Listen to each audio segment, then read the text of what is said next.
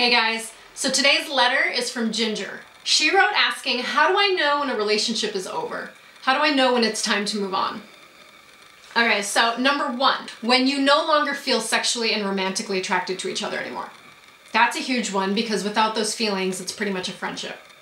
I mean, even in asexual couplings, there still should be some affection, like cuddling and, you know, honey and babe and stuff like that.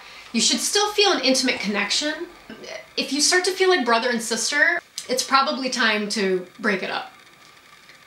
What I'm talking about is different from just feeling a little bored sexually or missing when you guys humped 2 times a day. What I'm talking about is deeper than that.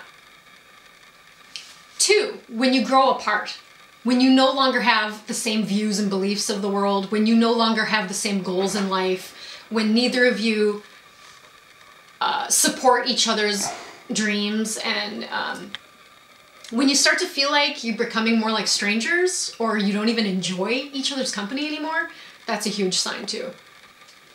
3, when the relationship becomes unhealthy. Do you fight more than you have good days? Do you bring out the worst in each other? Do you name call? Is there abuse? Are there major character flaws about the other that you can't just sweep under the rug anymore? Also, if you don't like who you are when you're with them, like if you feel like you don't even like who you are, if there's something about the relationship where the person brings out the worst in you and you like yourself more when you're with friends or relatives or something. Number 4, when your partner is ready to move on. It doesn't matter if you don't think that the first 3 things apply to the relationship. If your significant other does, it's time to move on. Because the sooner you just accept that it's over instead of taking the time to try to fight it and hold on to them or convince them that they're wrong, the sooner you'll find somebody who's better for you.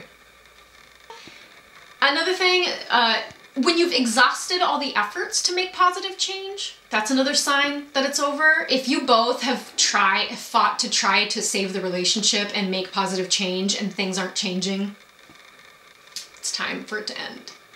So just remember this, life is short, plenty of fish in the sea, and it's probably for the best if you just accept when something's over instead of fighting so hard because you think, but I've put so much investment in this relationship, and that can be really unhealthy and can make you stagnate. And so if you put on your game face and just get back out there, or even if you just spend some time alone, there's nothing wrong with spending time alone after a breakup because that can be sometimes the best thing for you.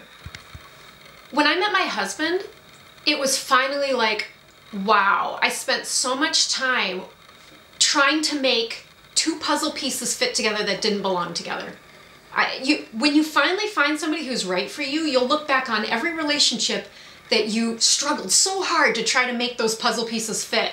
And then you finally meet somebody who's good for you and it's like, oh, the puzzle pieces just fit. They just fit. You don't have to fight to make them fit. And that's the best feeling in the world.